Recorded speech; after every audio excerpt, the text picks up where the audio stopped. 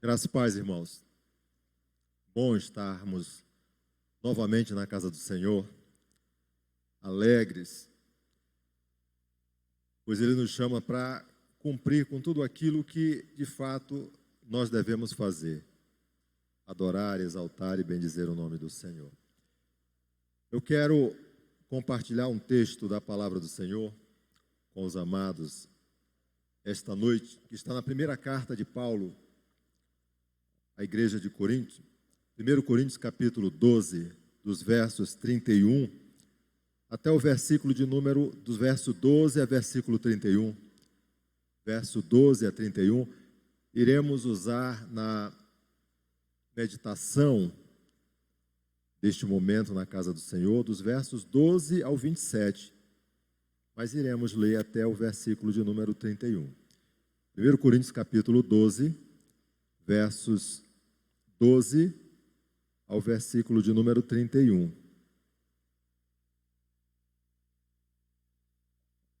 Abra sua Bíblia e acompanhe a leitura que estaremos fazendo neste momento. Nos fala assim o texto sagrado. Porque assim como um corpo é um e tem muitos membros, e todos os membros, sendo muitos, constituem um só corpo, assim também com respeito a Cristo. Pois em um só Espírito, todos nós somos batizados em um corpo, quer judeus, quer gregos, quer escravos, quer livres, e a todos nós foi dado beber de um só Espírito. Porque também o corpo não é um só membro, mas muitos. Se disser o pé, porque não sou mão, não sou do corpo, nem por isso deixa de ser do corpo. Se o ouvido disser, porque não sou olho, não sou do corpo, nem por isso deixa de o ser. Se todo o corpo fosse olho, onde estaria o ouvido? Se todo fosse ouvido, onde o olfato? Mas Deus dispôs os membros, colocando cada um deles no corpo, como lhe aprouve. Se todos, porém, fossem um só membro, onde estaria o corpo? O certo é que há muitos membros, mas um só corpo. Não podem os olhos dizer à mão, não precisamos de ti, nem ainda a cabeça aos pés, não preciso de vós. Pelo contrário, os membros do corpo que parecem ser mais fracos são necessários, e os que parecem menos dignos do corpo, a estes damos muito maior honra. Também os que em nós não são decorosos, revestimos de especial honra. Mas os nossos membros nobres não têm necessidade disso, contudo Deus coordenou o corpo, concedendo muito mais honra àquilo que menos tinha, para que não haja divisão no corpo. Pelo contrário, cooperem os membros com igual cuidado, em favor uns dos outros, de maneira que se um membro sofre, todos sofrem com ele. Se um deles é honrado, com ele todos se regozijam. Ora, vós sois do corpo de Cristo, e individualmente membros deste corpo. A uns estabeleceu Deus na igreja, primeiramente apóstolos, em segundo lugar profetas, em terceiro lugar mestres, depois operadores de milagres, depois dons de curar, socorros, governos, variedade de língua. Porventura, são todos apóstolos ou todos profetas? São mestres ou operadores de milagres? Têm todos dons de curar? Falam todos em outras línguas? Interpretam-nas todas? Entretanto, procurai com zelo os melhores dons. Bendito seja o nome do Senhor por essa palavra preciosa. Vamos orar, queridos. Nosso Deus e Pai, nós exaltamos e bendizemos o Teu nome. Alegres, Senhor, regozijantes, pois mais uma vez nós estamos na Tua casa, cumprindo aquilo para o qual o Senhor tem nos chamado. Agora, Senhor Deus, nós rogamos, na direção do teu Santo Espírito, iluminação. Esta é a palavra que foi lida neste momento, palavra do Senhor, palavra que é viva, palavra que é eficaz, palavra que cumpre segundo o Senhor todo o propósito para o qual o Senhor a designa para a nossa vida. Por isso, Senhor Deus, estamos prontos e dispostos. Coloca por terra, Senhor Deus, todo conceito e preconceito que muitas das vezes nos impede de compreender a tua verdade. Fala ao nosso coração. Oramos em nome do Senhor Jesus. Amém.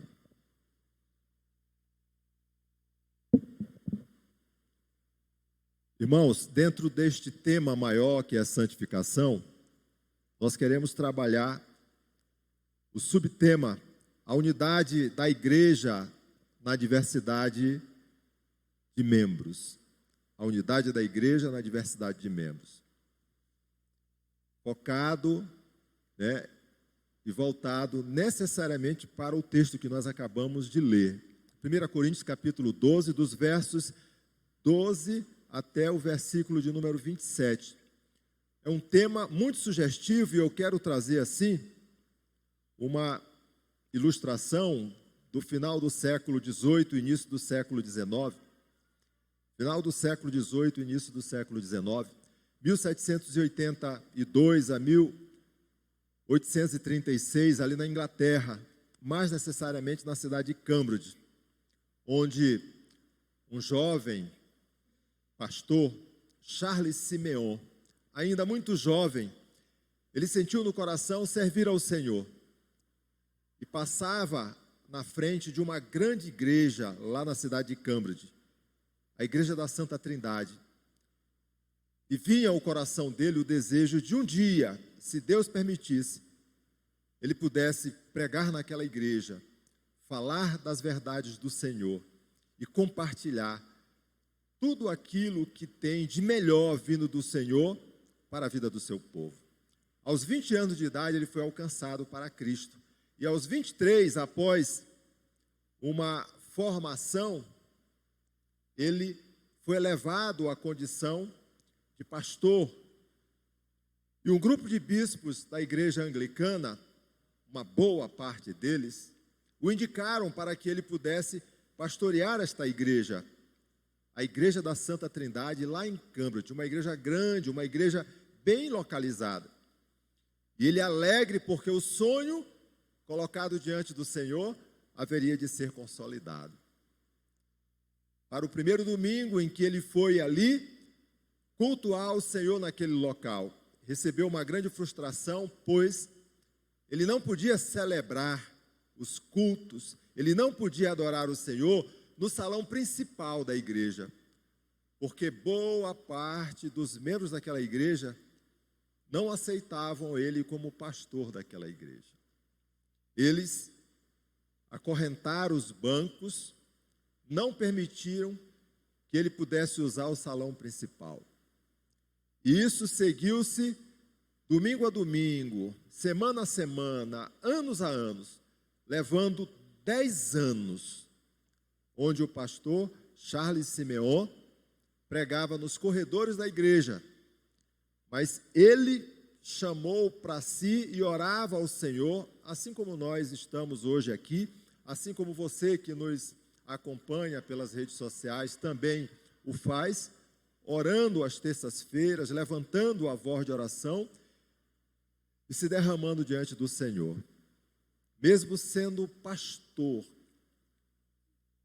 titularizado ali naquela igreja, mesmo sendo reconhecido pelos bispos que o indicaram,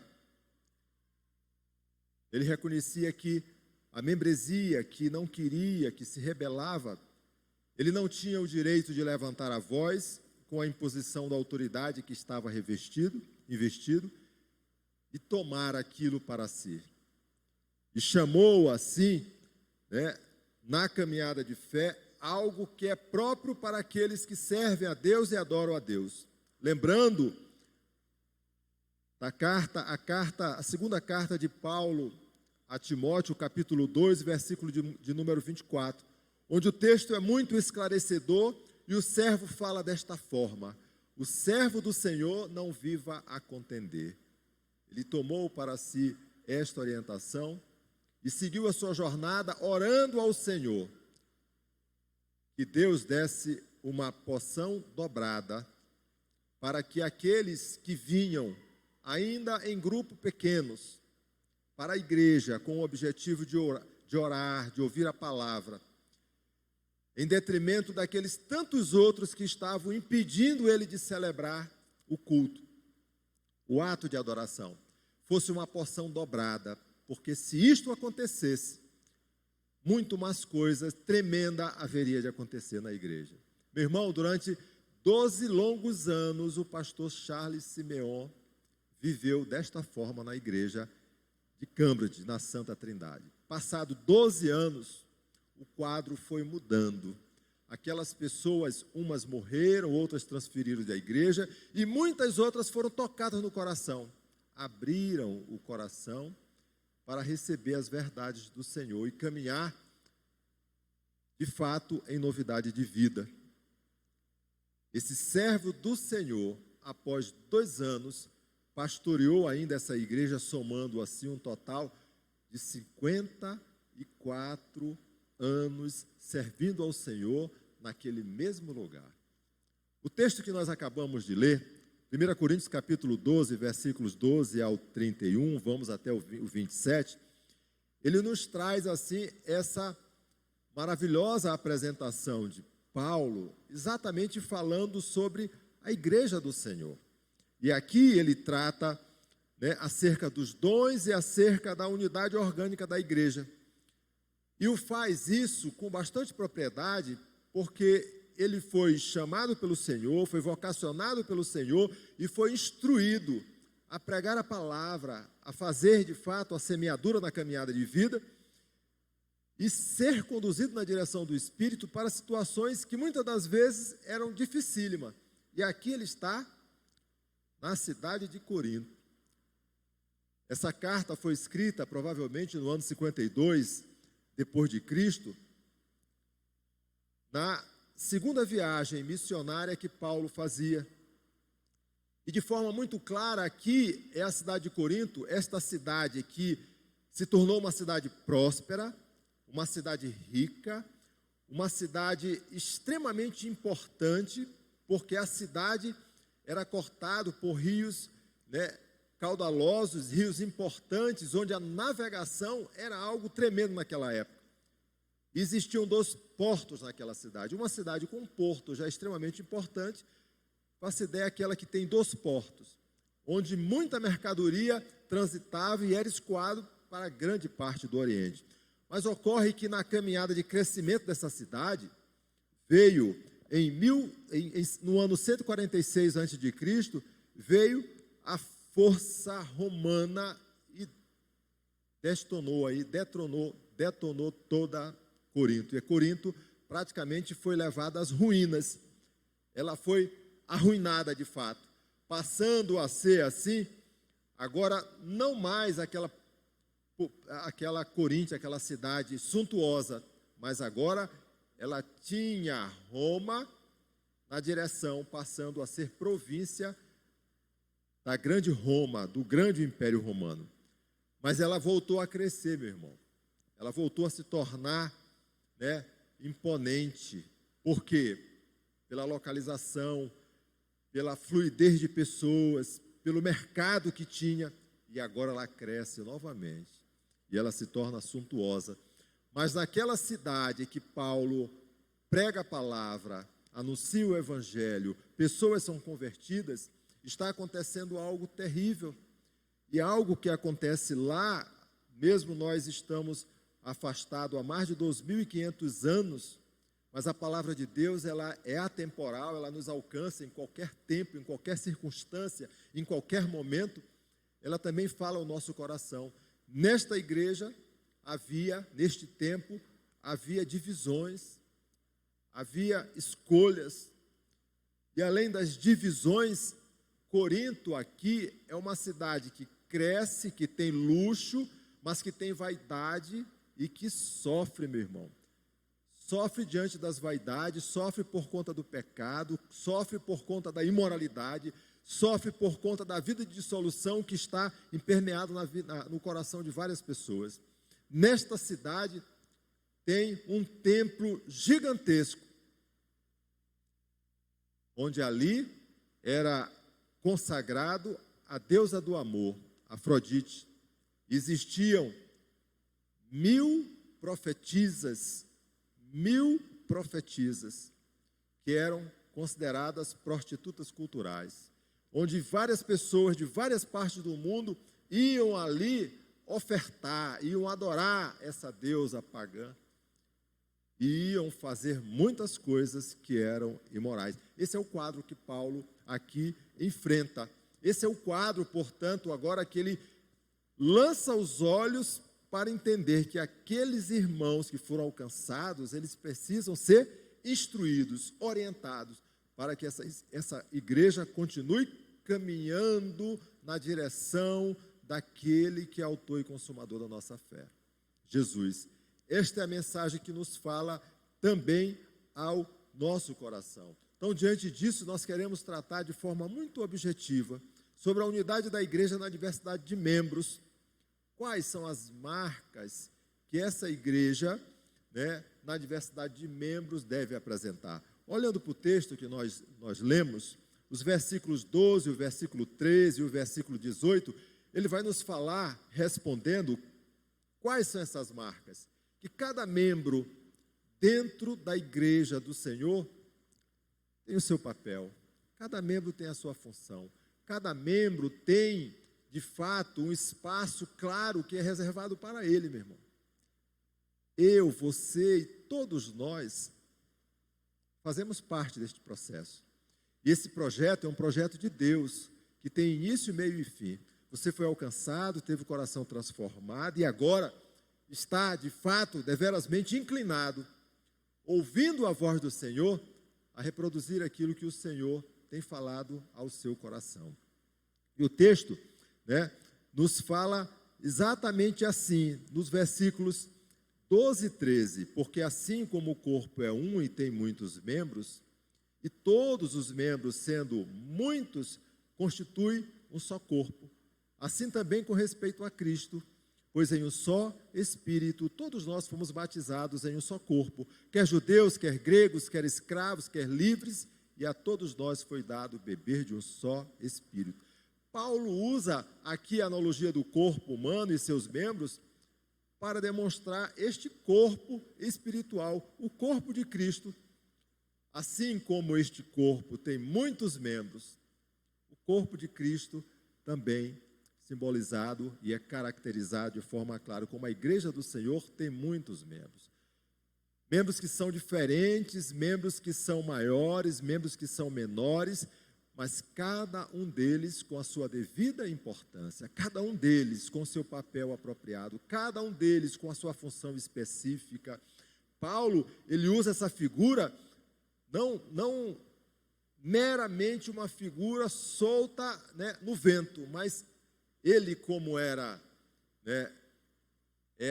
aquele servo do Senhor que conhecia profundamente o grego clássico, ele faz a transliteração e faz, portanto, a tradução da palavra quando fala desses membros, exatamente mostrando a diversidade que existe, mas consolidando para o mesmo fim, para o mesmo propósito, caminhando para uma mesma direção. Lembrando que o que mantém este corpo vivo, o que mantém, portanto, alimentado estes membros do corpo que é vivo, é o sangue do Senhor Jesus. Este sangue que foi derramado lá na cruz do Calvário, esse sangue que restaura, que purifica, é desse aspecto que Paulo também está tratando neste momento aqui. O sangue do Cordeiro, derramado na cruz, mas derramado em favor de muitos para a remissão dos pecados. Esta é a condição na qual os membros do corpo de Cristo, eles se apresentam. E quando ocorre esta restauração, esta mudança de vida, esta transformação, é por obra necessariamente do Espírito Santo. Neste ponto, os versículos que nós acabamos de ler, eles são muito claros, pois em um só Espírito, todos nós fomos batizados em um corpo. Aqui, com a variedade de pessoas, a diversidade, quer judeus, quer gregos, quer escravos, quer livres, e a todos nós dado beber de um só Espírito, mostrando que não há acepção de pessoas, mas todos participam, razão pela qual, como igreja do Senhor, nós devemos caminhar nesta mesma direção, viver este mesmo sentimento e nos colocar, meu irmão, minha irmã, dispostos a fazer exatamente aquilo que o Senhor tem nos chamado. A unidade que Paulo se refere é uma unidade mística, meu irmão, é uma unidade espiritual, é uma unidade que eu e você, nós de uma forma geral, nós estamos juntos mesmo com aquele que está lá do outro lado do mundo, está nas extremidades, do continente, o continente europeu, o continente asiático, o continente africano, é servo do Senhor. Nós estamos unidos com o mesmo propósito esta pessoa, porque participamos como membros do mesmo corpo que é Cristo, nosso Senhor e nosso Salvador. Se você olhar para o versículo de número 18, o texto nos fala assim: mas Deus dispôs os membros, colocando cada um deles no corpo como lhe aprouve. É Deus que estabelece isso conforme a direção do Espírito Santo, é Ele que faz. Nós precisamos entender que quando o Senhor nos chama, Ele nos chama para um propósito. Se você olhar o versículo de número 7 do capítulo 12, o versículo nos fala assim, versículo 7 do capítulo 12. A manifestação do Espírito é concedida a cada um visando a um fim proveitoso. Você que é servo do Senhor, você que foi alcançado em Cristo, você que assumiu um compromisso e confessou Cristo como Senhor e Salvador, você que se arrependeu dos seus pecados e tomou uma posição diante da igreja do Senhor para caminhar em novidade de vida, foi batizado, goza dos privilégios que a vida em comunidade cristã, traz para você, você tem uma responsabilidade, porque o texto nos fala de forma muito clara que essa manifestação do Espírito é concedida a cada um visando um fim proveitoso. Quando você foi alcançado, algo tremendo aconteceu na sua vida. O Espírito Santo passa a habitar em você. Você agora não é mais aquela pessoa que caminhava em vida de homem natural, em vida de homem não regenerado, mas agora você é templo do Espírito Santo. E quando isto acontece, pelo menos um dentre os 9 dons espirituais que são apresentados na palavra do Senhor, que o Senhor nos apresenta, pelo menos um habita também em você. Você tem isso aqui. Por isso o texto é claro. É concedido a cada um visando um fim proveitoso. Este dom, ele deve ser usado para a edificação da casa do Senhor, da igreja do Senhor, para que seja usado, portanto, na caminhada de fé. Pois se assim não for, meu irmão, algo diferente vai acontecer. Porque a árvore que não produz o fruto necessário, que não brota, que não jorra, ela é cortada. Ela não serve para nada. João capítulo 15 nos fala isso de forma muito clara. Se não produzir, não há razão para existir.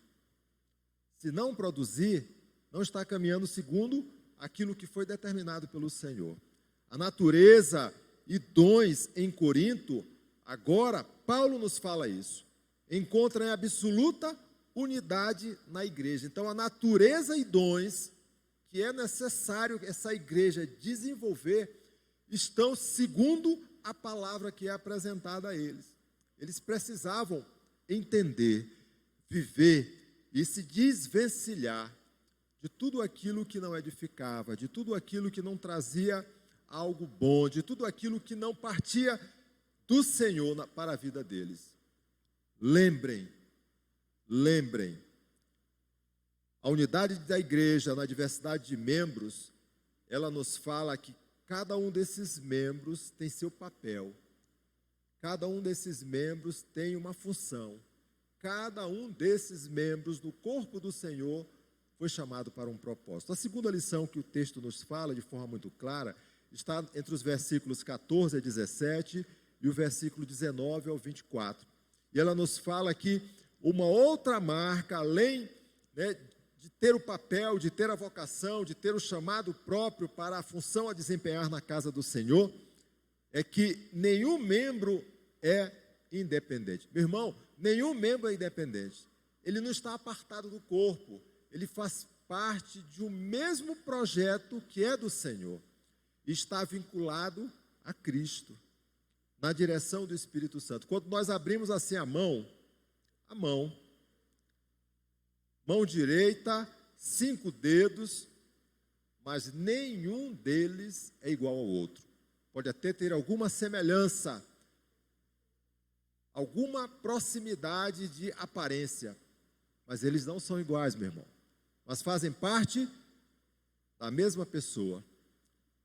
Entendemos que membros, pessoas são diferentes, com pensamentos diferentes, com vontades diferentes, com projetos até diferentes.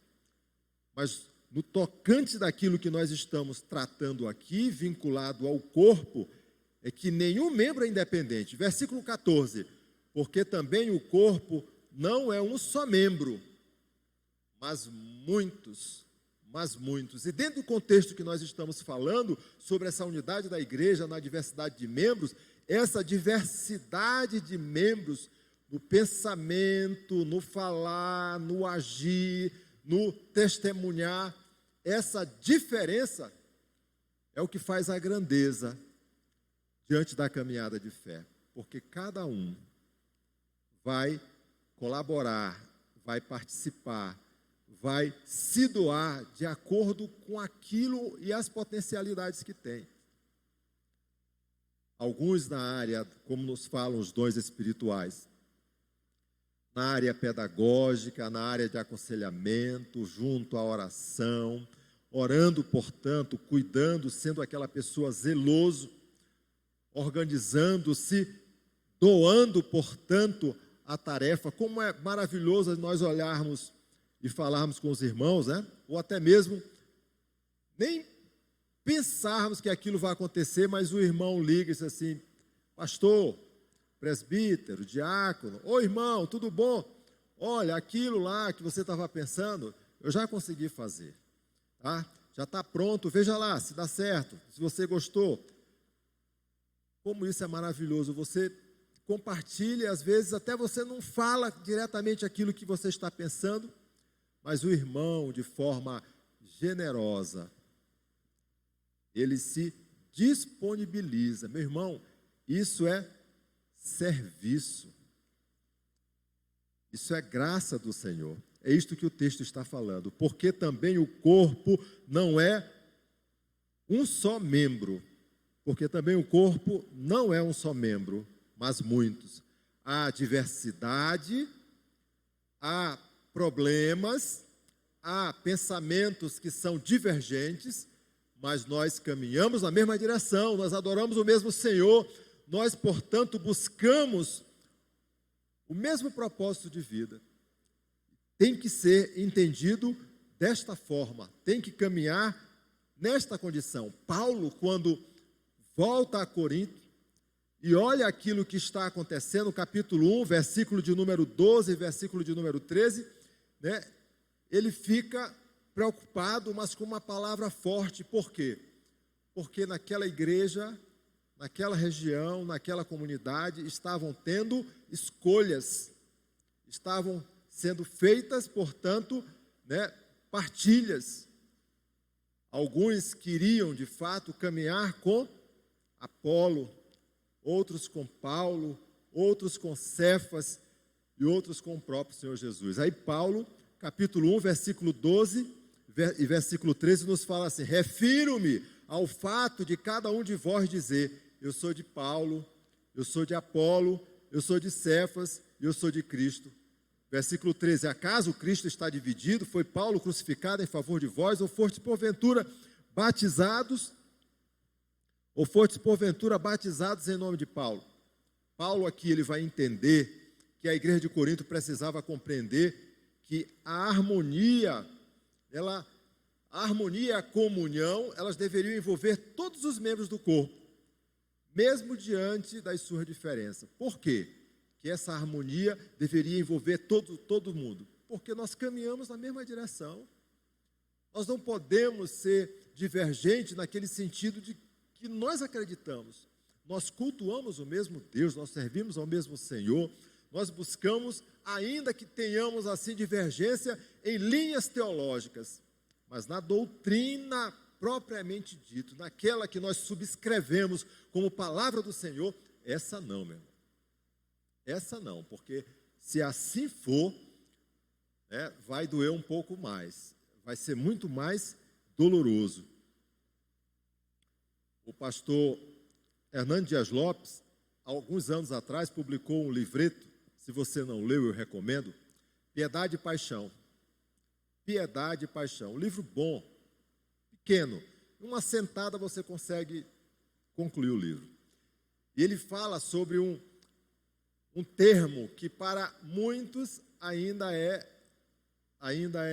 novidade: subcristianismo. Subcristianismo. Ele diz assim: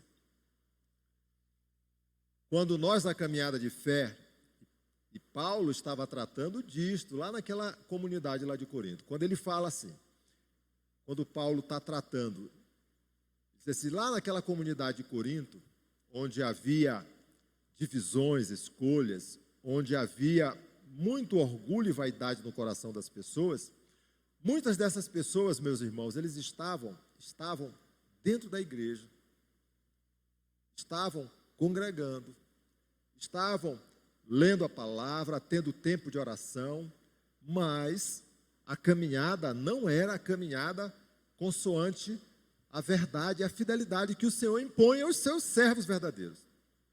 Aí o Hernando Dias Lopes fala assim: acontecia o subcristianismo, pois nesta caminhada daqueles que estão dentro da igreja, eles estão revestidos pela roupagem de ovelhas, mas são lobos vorazes. Aí ele diz: o subcristianismo é exatamente nesta caminhada dentro da comunidade da fé, onde as pessoas estão dentro dela, estão de fato fazendo aquilo que não coaduna com a vontade do Senhor. Eles deveriam estar fora, mas eles estão dentro. Bom que estejam dentro, porque estão ouvindo, mas algo está cegando e não está alcançando o coração, porque eles continuam ainda vivendo como se estivessem no mundo, mas eles estão dentro da casa do Senhor.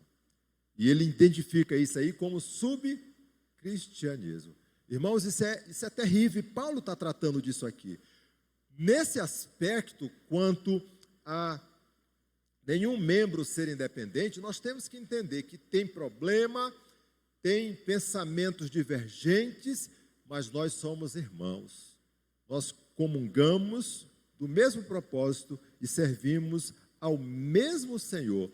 Paulo entende assim que esta comunidade precisava compreender que esta harmonia, ela deve ser trabalhada como uma verdadeira comunhão, sem acepção de pessoas, sem distanciamento, mas quebrando as barreiras e caminhando verdadeiramente para o propósito que o Senhor nos traz ao coração. Os membros aqui dos versículos 15 e versículo 16, que têm inveja de outros ou que desejavam ser o outro, o texto nos fala assim: se disser o pé, por que não sou mão? não sou do corpo, nem por isso deixa de o ser. Se o ouvido disser, por que não sou olho? Não sou do corpo, nem por isso deixa de o ser. Quem coloca os membros no corpo do Senhor, nós lemos ainda há pouco, é Deus, é uma prerrogativa do Senhor. Coloca de acordo com a necessidade, com a disposição, com a vontade que é soberana de Deus, onde cada um deles, independente do nome, da parte, da função, da característica própria, são extremamente importantes no conjunto. E não funciona, meu irmão, isoladamente. É só você pensar, porque nós passamos por muito disso na nossa vida. Uma unha, por menor que seja ela, a unha do dedo do mendinho, menor dedo da mão, quando está encravada, ela incomoda tanto quanto se você tivesse um corte profundo na mão. Incomoda do mesmo jeito. Incomoda da mesma forma, por conta desta importância que tem este órgão, né, para o corpo, e não pode ser visto de forma isolada. Assim, todos nós colaboramos e todos nós convergimos para o mesmo propósito na casa do Senhor, onde nenhum membro é independente, mas o conjunto, dentro da diversidade, opera em favor daquilo para o qual o Senhor tem nos chamado. Jesus não faz acepção de pessoas.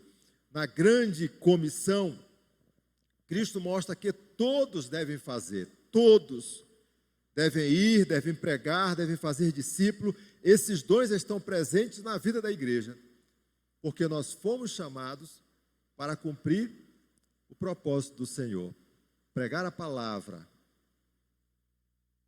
fazer discípulos, batizar aqueles que se renderem a Cristo como Senhor e Salvador das suas vidas. E continuar nessa trajetória mostrando o quanto importa adorar o Senhor.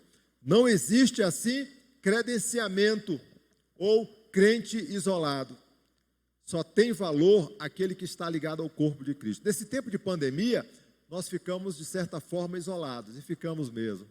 Foi imposição da doença, foi imposição, portanto, desse estado doentio e determinação dos agentes sanitários, dos órgãos, dos ministérios de saúde.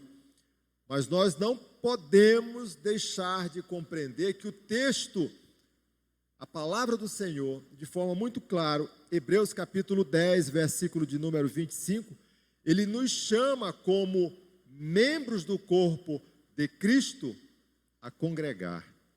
Não deixemos de congregar-nos como é costume de alguns, antes façamos admoestações e tanto mais quanto vedes que o dia se aproxima. Alguns, por conta da pandemia, ainda, porque nós sabemos que nas igrejas de uma forma geral, de alguma forma ainda tem alguns que resistem a vir. Não estou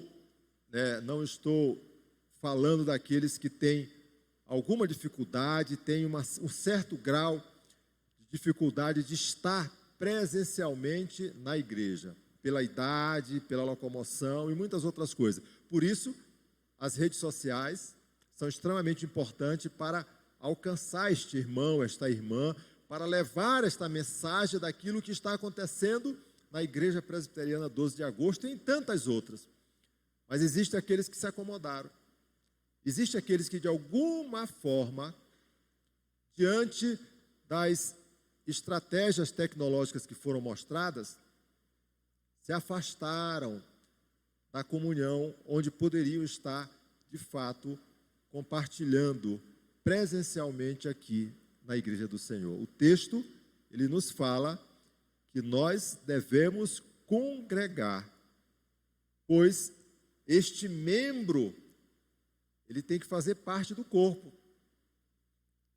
Ele não pode estar isolado, ele não pode estar apartado, ele tem que viver esta caminhada de fé segundo a vontade do Senhor. Por isso, meu irmão, cada um tem o seu valor. Por isso, a atitude que devemos ter nessa caminhada de fé, em meio à diversidade, da membresia é que a manifestação sempre deve ser de amor, de acolher, de integrar. Sem uma junção, sem um equilíbrio nos membros, o corpo estaria perdido. Essa é a ênfase que Paulo apresenta, dá e cobra da igreja de Corinto. A pergunta que eu faço aos irmãos que estão no templo e você que nos acompanha pelas redes sociais: qual tem sido a sua ênfase na igreja do Senhor? Qual tem sido? A ênfase tem sido de entender que o chamado é para todos os que fazem parte nesta caminhada de fé? A disposição tem sido de se colocar pronto para cumprir aquilo que o Senhor tem favorecido, tem chamado, tem falado? Qual tem sido a sua ênfase na igreja do Senhor? A terceira e última lição do texto, a unidade da igreja na diversidade de membros. Cada membro regozija-se e sofre com os demais membros. Versículos 26 e 27 nos fala assim: de maneira que se um membro sofre, todos sofrem com ele. E se um deles é honrado, com ele todos se regozijam. Ora, vós sois corpo de Cristo, individualmente membros deste corpo. A razão pela qual nós estamos hoje aqui é para adorar ao Senhor, é para orar ao Senhor, louvar, exaltar e bendizer o nome do Senhor. O texto está nos falando de forma clara que nós devemos nos alegrar com aqueles que se alegram e chorar com aqueles que choram. Nós devemos orar uns pelos outros. Nós devemos lembrar, inclusive, daquele irmão que temos sentido falta na igreja do Senhor, orando para que Deus, no tempo do Senhor, traga de volta ele para esta comunhão, porque nós amamos e queremos que ele retorne à comunhão, à caminhada de fé, à plena edificação, pois foi para isso que o Senhor nos chama. A família, ela deve estar unida, porque quando um é tocado, todos os outros são tocados. Nós não podemos e não precisamos entender e nem reproduzir isto, onde devemos apenas nos alegrar com aqueles que se alegram. Nós choramos com aqueles que choram. Nós atendemos assim os clamores que vêm de tão longe, meu irmão, tão longe. Pedidos que vêm da África, que vêm da Ásia, que vêm daquela fronteira lá da Rússia, com aquele país hoje lá que está próximo de uma outra guerra. Nós ouvimos e oramos. Faça ideia àqueles que estão próximos e que compartilham desta caminhada de fé. Nós precisamos muito mudar um pouco aquilo que é apresentado pela sociedade, pelo tempo que nós estamos, que é o ciúme, a inveja, deixar essas coisas de lado, colocar por terra, retirar a vaidade do coração, o orgulho do peito e lançar os olhos, meu irmão, à frente, para o lado, para trás, diante daquelas pessoas que tanto precisam de uma palavra de conforto, de uma palavra de carinho, quebrando barreiras, estendendo a mão e dizendo assim: o quanto é maravilhoso saber que você continua caminhando na presença do Senhor. Não se afaste, meu irmão. Continue se esforçando, continue se dedicando, e ainda que nesta caminhada alguma coisa aconteceu e houve a queda, tenha a plena convicção que o pecado, ele foi pago em Cristo Jesus. Olhe para o Senhor, se arrependa e retome a caminhada de fé na direção daquele que é autor e consumador da nossa fé, Jesus Cristo. Cada membro regozija-se e sofre com os demais. Quero deixar 2 lições para a igreja, encerrando este momento aqui de meditação na palavra. Valorize, meu irmão, o outro como a si mesmo. Valorize o outro como a si mesmo. O Senhor Jesus, naquela caminhada de fé, ministério público,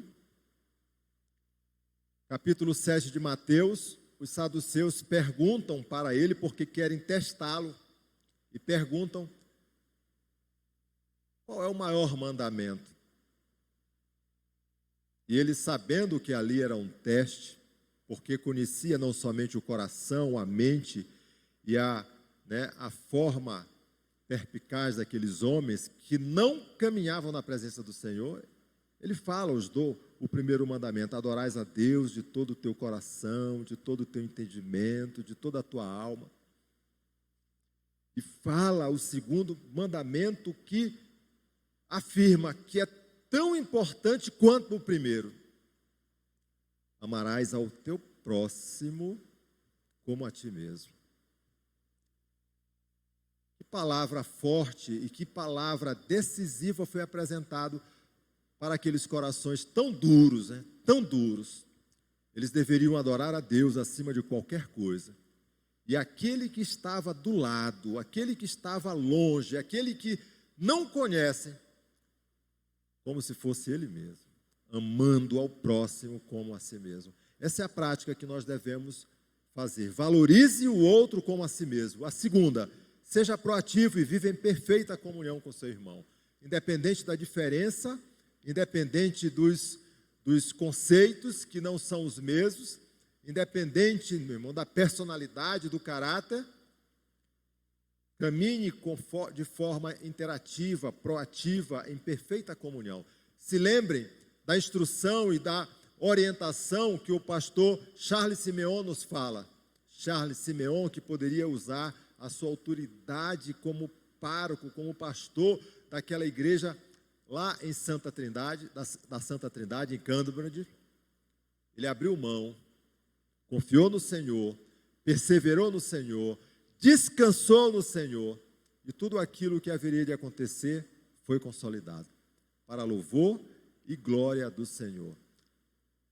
No túmulo do pastor Charles Simeon tem a placa e um memorial da igreja. A memória do reverendo Charles Simeon, membro sênior do King's College e vigário desta paróquia por 54 anos, o qual decidiu, ou como a base de suas esperanças, ou com o assunto de todas as suas misericórdias, nada saber, senão a Jesus Cristo e este crucificado. Que Deus nos abençoe e nos guarde na caminhada de vida. Vamos orar. Obrigado, Senhor. Obrigado pelo privilégio que o Senhor nos favorece esta noite de não somente estar na tua casa, mas entender, Senhor, que como igreja do Senhor, nós somos membros do corpo do Senhor Jesus Cristo, membro que somos diferentes, com nomes diferentes, com pensamentos diferentes, mas caminhamos na mesma direção, adoramos o mesmo Senhor, e o desejo, Senhor, que brota do nosso coração é servir o Senhor da forma pela qual o Senhor tem colocado em nosso coração, com amor, com devoção, com submissão, com singeleza de coração. Ó Senhor, nos ensina mais e mais como servos e como membros do teu corpo a caminhar segundo a tua vontade. Retira, Senhor, de nós, se ainda existe, porque certamente existe, o orgulho, a vaidade, ó Senhor, a altivez.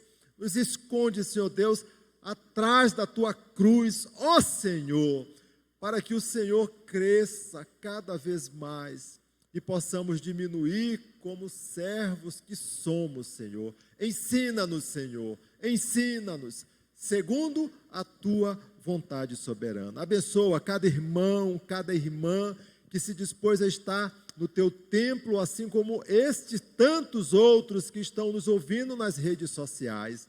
Visita eles, Senhor, abençoando-os, fortalecendo a família, a vida, o ministério. Ó Senhor, entra com toda sorte de providência, o Senhor sabe as suas necessidades e opera, Senhor, a bênção sobre a vida, na caminhada de fé. Assim oramos em nome do Senhor Jesus. Amém.